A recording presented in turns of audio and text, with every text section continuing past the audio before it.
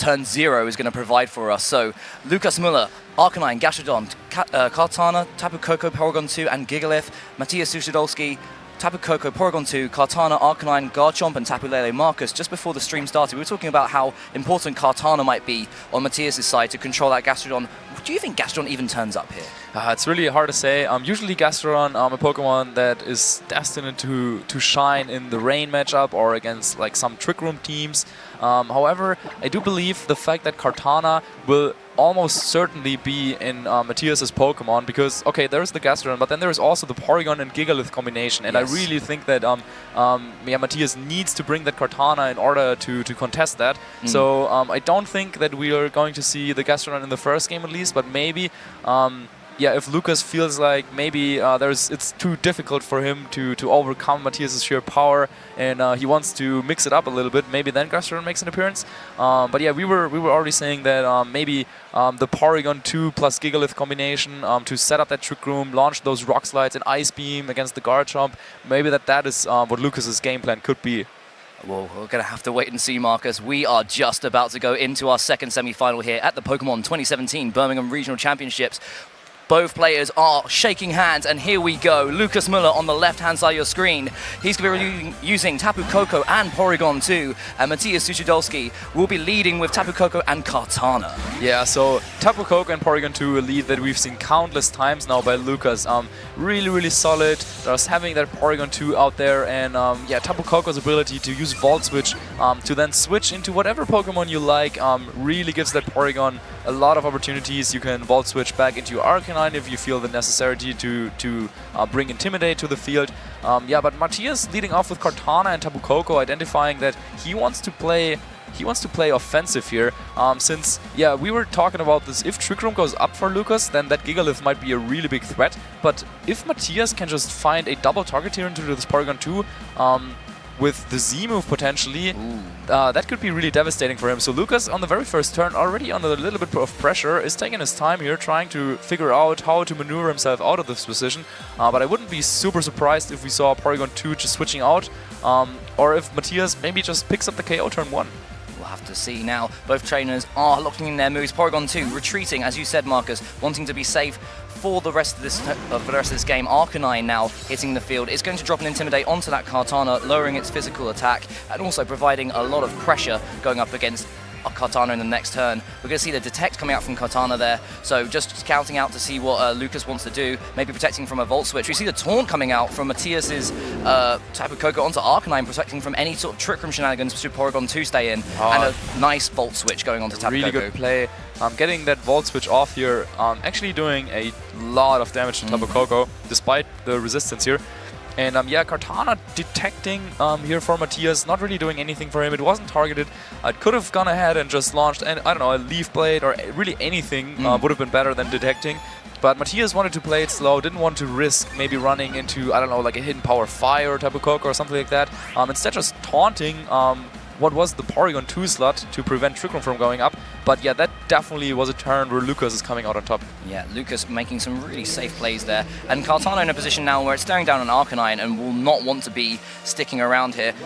Matthias has had the option to switch in a Pokemon like Garchomp if should he have brought it, but with with a +1 boost to special attack on the Porygon 2 from the download, if Lukas reads into this, he could be launching a big Ice Beam into that slot. Yeah, Porygon 2 usually used as more of a defensive Pokemon, supporting the team with Trick Room, then maybe recovering. However, Lukas has also really shown that he's really on top of his damage calculations and knowing when he needs to launch the Ice Beam in which slot, so that later on his Arcanine can maybe get the KO with Extreme Speed, or his Tapu Koko can get the KO with Thunderbolt. And this might be one of those situations. So we are seeing a switch from Kartana. However, instead of that Garchomp, we're seeing Arcanine coming in here from Matthias. Intimidate, yeah, probably not playing too much of a role, but Arcanine, typing-wise, a very solid switch in here. Again, the taunt coming out from Matthias's Tapu Koko, finally hitting the target that it wanted. So Arcanine from Lukas is going to throw out a Flare Blitz, going to go into that Tapu Koko slot. It's going to do some nice damage here. Tapu Koko surviving though in the red, and a little bit of recall coming out onto that Arcanine. Ooh, the Toxic has been denied by the taunt. Lukas expecting that Tapu Koko will either possibly Volt Switch or just not go for that taunt again. Yeah, of course, after revealing taunt on the first turn, going for another taunt is like a little bit slow, you don't do any damage, and we're seeing this here. Lukas really able to, despite not getting off the Toxic, with Flare Blitz, getting off some more damage on Tapu Koko, getting it into extreme speed KO range. So I don't really disagree with just trying to go for the Toxic, because yeah, taunting means that Tapu Koko doesn't go for any damage remove. Speaking of no damage, we actually get a Protect from Tapu Koko, a Flare Blitz from Matthias's Arcanine going into Porygon 2, doing a nice bit of damage and taking some recall for its purpose, and then we see the Flare Blitz going into that Tapu Koko there. Ice Beam coming out from Porygon 2, a double target. If Tapu Koko wanted to switch there, it would have the new Pokemon would have taken a lot of damage. Yeah, a really solid Protect here from Matthias. And on the other hand, Lukas, though, knowing that, well, even if you protect your Tapu Koko, Flare Blitz probably won't do all too much damage to my Porygon, so I can afford to take that. However, now he might be in danger of being KO'd by a combination of attacks, say Thunderbolt plus Flare Blitz. So maybe to play it safe this time around, he might have to go for Extreme Speed into the Tapu Koko to ensure that there is no damaging move coming out from that slot. Matthias, of course, knowing about that, wants to preserve Tapu Koko for later, switches in his Tapu Lele here. And Psychic Terrain will overwrite the Electric Terrain now, so if their Extreme Speed is coming out, it will not do any damage at all. Arcanine does go for it, and surrounded by the Psychic Terrain, does not get hit here at all. And we see the Flare Blitz coming out, going into that Porygon 2. It's going to take it down to just about over a quarter of its HP left, and an Ice Beam once again from Porygon 2. It's going to go into that Tapu Lele and do a nice amount of damage, especially with that download boost. The taunt has finally worn off, which means that Lukas can start recovering again. Yeah, but it might be a little bit too late, because the one problem that Porygon faces is after getting taunted, if you end up being in low HP without Trick Rooming setup, then yeah, you can just go down, and since most Porygon don't run Protect, there's not really too much of a downside for Matthias to just target down that Porygon, make sure that it goes down here. Yep. So maybe instead of just trying to go for those Ice Beams, Lukas would have been off better trying to switch out the Porygon, reset the taunt, and then coming later to set up Trick Room, because then you of course can go for Recover. And at first I was questioning Matthias's choice of going for the repeated taunts a little bit, but now it has really paid off, and it looks like Lukas just didn't really have the Pokemon in the back to switch into those attacks to get rid of the taunt.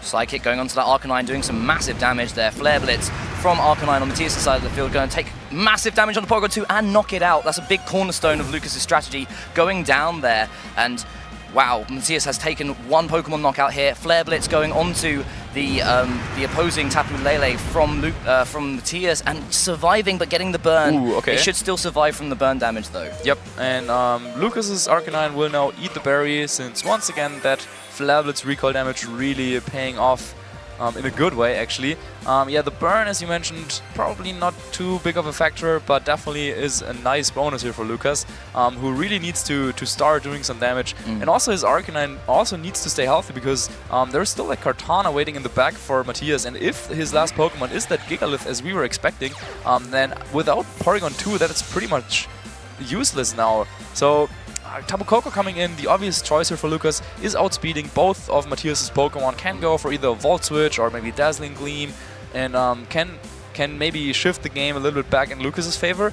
But yeah, Matthias, after getting rid of that Porygon 2, depending on what his opponent has in the back, might be in a really solid position here for this first game. You imagine that Lukas will probably want to drop an Extreme Speed onto that Tapu Lele just to remove it from the field easily enough, and then a Thunderbolt into that Arcanine just to pick up the knockout here, and either forcing a switch from Matthias or a Protect, but there's just a lot of damage coming his way. Tapu Koko coming onto the field for Matthias, so Tapu Lele will stick around for later on in the game.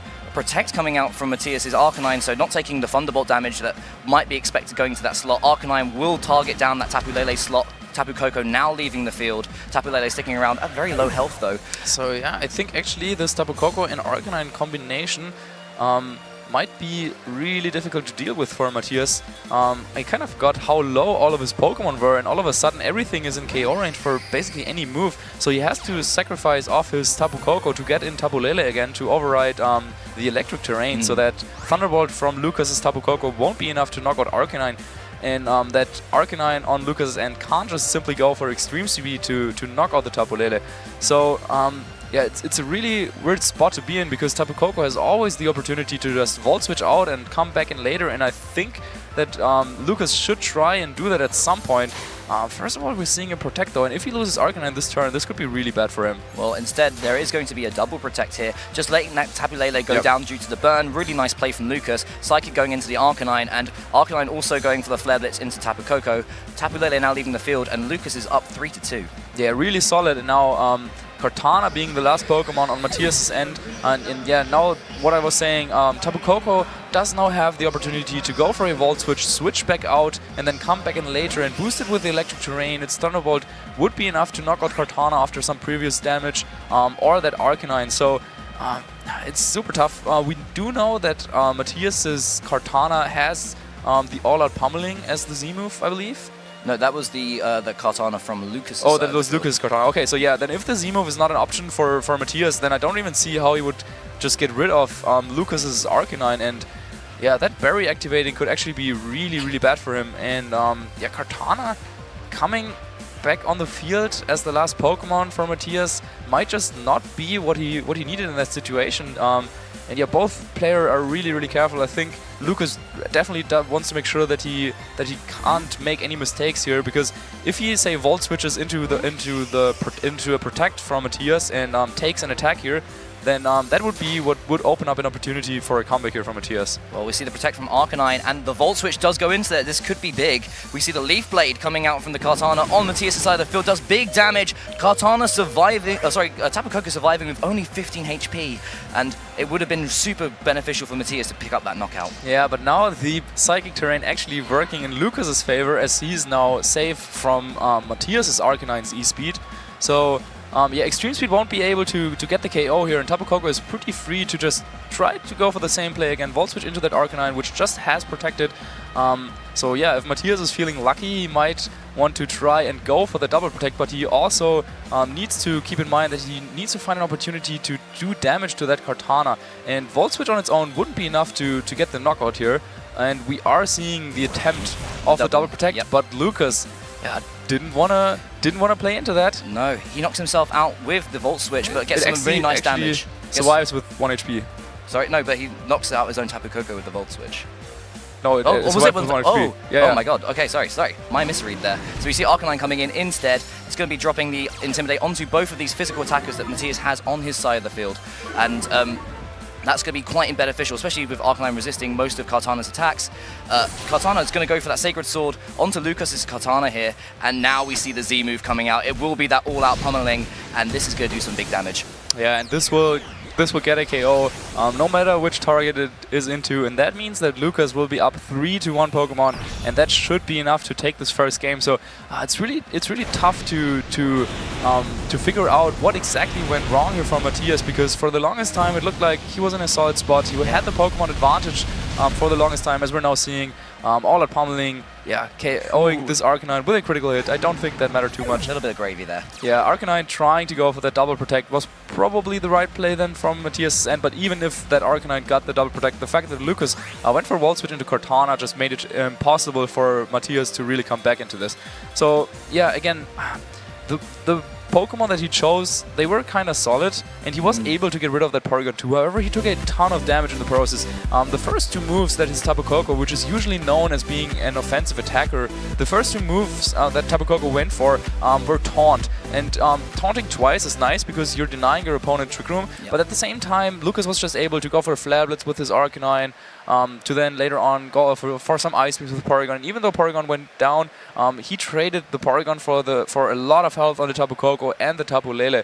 And in the end, that's just what he needed, because yeah, with Tapu Koko being that fast and Arcanine being so difficult to KO, yeah, that duo was really just doing the job there in the end game for Lucas. We're talking about that taunt, and I feel like it was a necessary evil, because we were expecting to see the Gigalith come in for Lucas, and instead it was the Kartana. And if we actually set up that Trick Room and had Gigalith in the back, it would have affected the matchup in a really negative way for Matthias. But do you feel like Matthias should continue to use Kartana on his side this time? It did seem to be a bit more of a dead weight Pokemon towards the end.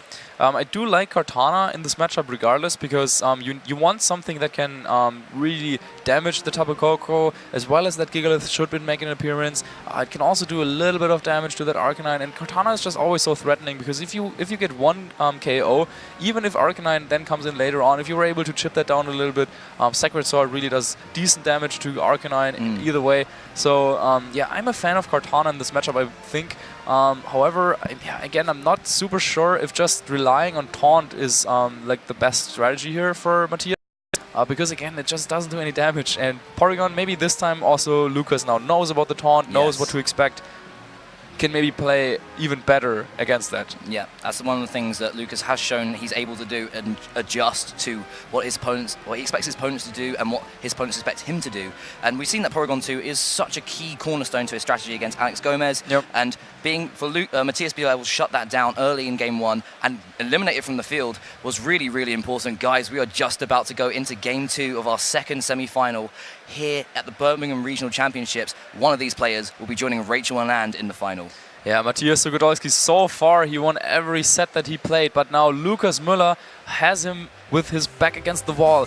What does he have? Does he still have a secret plan in store? He's going with the same lead from the first game. Kartana and Tapu Koko decides that was a good attempt, whereas Lukas is switching things up and goes to his second famous, most favorite lead, I would think, Tapu Koko and Arcanine.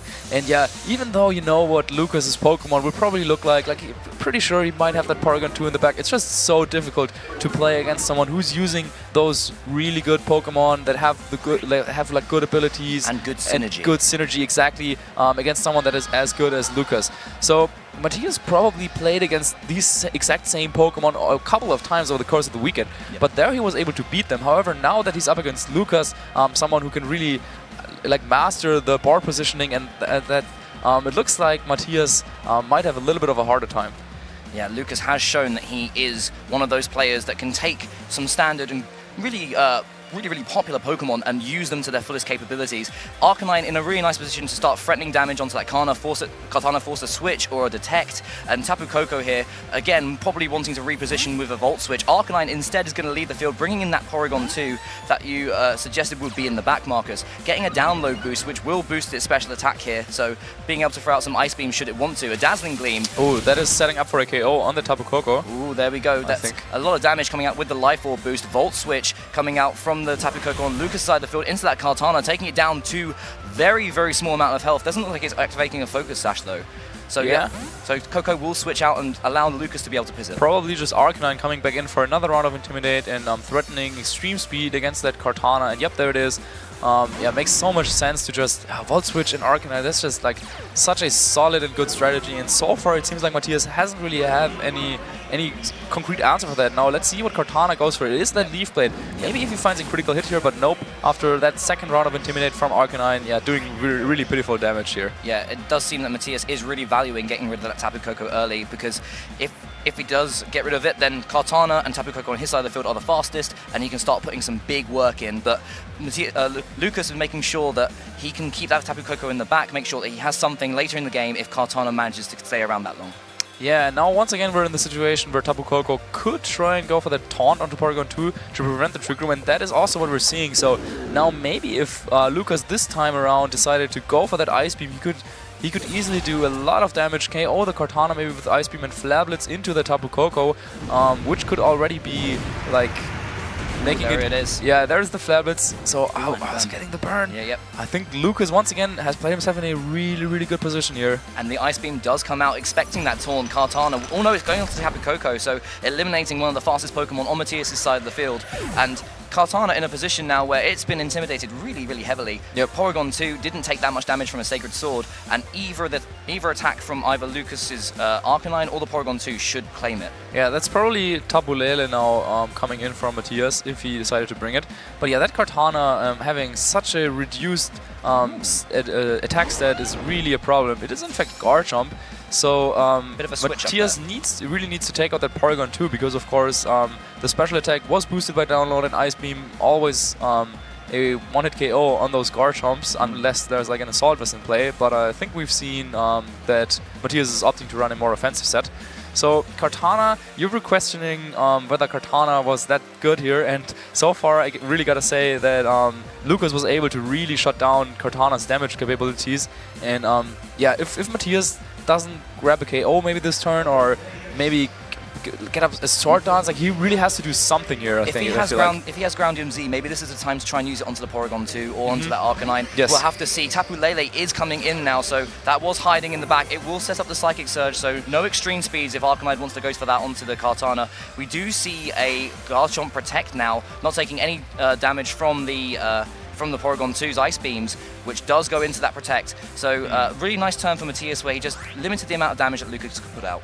Yeah, so he really didn't want to try and gamble whether Tectonic Rage would be enough to knock out the Porygon 2, because Tectonic Rage, depending on how Porygon 2 is trained, does approximately a little bit over 50%, but you're never sure what exactly your opponent is running. So yeah, this being the game for elimination for Matthias, against elimination, he doesn't want to go for that risk, switches in his Tapu Lele, and maybe now having two faster attacker on the field, maybe now there's a chance for him to finally get a KO here in the series. Yeah, Matthias has revealed that his Tapu Lele does outspeed the opposing Arcanine, so threatens a KO with Psychic in Psychic Terrain there, and also can put the Porygon 2 into range where maybe even a Rock Slide or something else from Garchomp will pick it up. But we see the Dazzling Gleam coming out from Tapu Lele instead, and this is going to be that Tectonic Rage. Yep. We see it now. Yep. So Garchomp going to drop some massive damage here. Yeah, that's going to KO the Porygon 2, I would assume.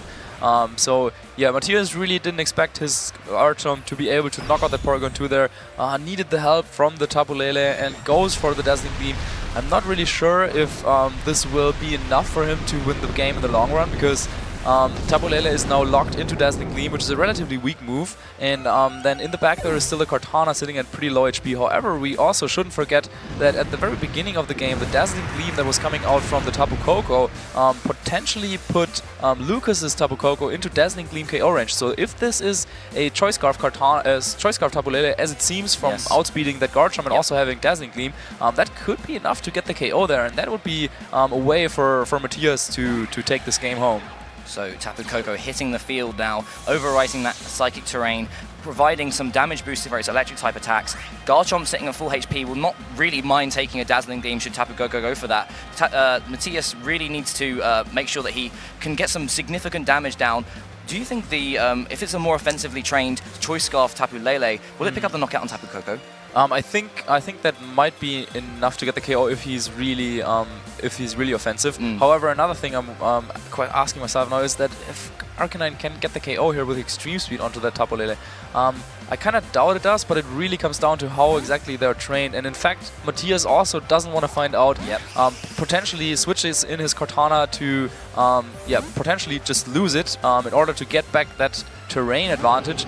And I would expect the Garchomp maybe to just maybe he could Earthquake here. Yeah, actually. it seems like he's expecting Extreme Speed, and so that would clean up Kartana on his side of the field and doesn't have to worry and just go for the Earthquake here. So the Extreme Speed does take out the Kartana. Are we going to see the Earthquake, which would be super effective damage onto both of the opposing Pokemon? We do. Super solid play here coming out from Matthias. That will knock out the Arcanine and will also do a lot of damage onto Gigalith.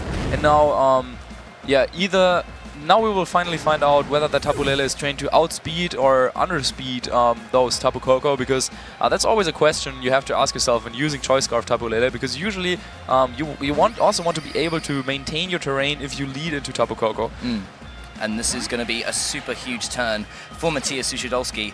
Will this be the game where he manages to make his way to a Game 3 scenario and finally get to the finals of this Birmingham Regional? Yeah, so he is outspeeding his opponent's Tapu Koko, but Tapu Koko does have the opportunity to go for a Protect. Now, Matthias does have a pretty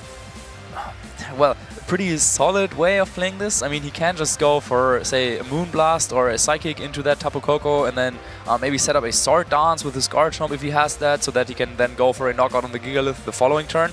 However, of course, Lukas can just protect Tapu Koko here and hope to get the knockout on Tapu Lele with his Gigalith. So it's still a little awkward, because Garchomp usually could maybe just go for Earthquake, knowing that, hey, even if I KO my own Tapu Lele, if I KO the Gigalith in the process, I will be able to survive a Dazzling Gleam and then can lock up the game here. But is that something that Matthias would want to go for? Because if Lukas protects his Gigalith here, then yeah, he would lose. We see the Moonblast going into that Gigalith, understanding that Tapu Koko will probably want to protect here. It leaves it with just 30 HP remaining, but activating one of those critical health berries, boosting itself all the way up to over half HP with a Figgy Berry and a Poison Jab going into that Tapu Koko as well. What's the Earthquake coming out here? That will knock out the Tapu Lele, and that might just barely put Garchomp into KO range for that Life Orb Dazzling Gleam, because now it is going to be a single target attack. Yeah, and it looks like Lukas Müller once again has found a way out of what looked to be a pretty, pretty bad situation, Yeah. in fact, but that Earthquake really coming through and saving the day because, yeah, as I was saying, the whole scenario included Garchomp being able to take on the Tapu Koko in a 1v1 setting, but thanks to Earthquake, that chip damage should be enough to Here make we sure go. Dazzling gets the Yes. go, and it does, and Lukas Müller will advance into the finals of the Birmingham Regional Championship. Matthias Suchodolski eliminated after a flawless record yesterday and a solid performance in top 8. Unbelievable. Unbelievable. Unbelievable. Lukas Müller pulling it out of the bag there.